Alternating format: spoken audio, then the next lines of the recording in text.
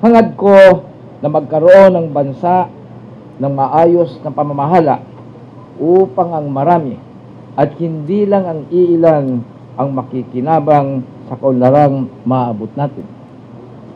Dapat magkaroon ng pamahalaang nakikinig at tunay na nagmamalasakit lalo na sa mamahihirap. Isang pamahalaang mapagpapairal ng hustisya at tahimik na pamumuhay.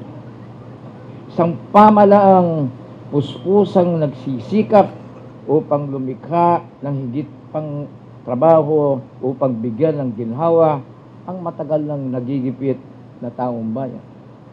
Isang pamahalaan na nagbibigay ng epektibo at malawak ng serbisyong pangkalusugan at edukasyon.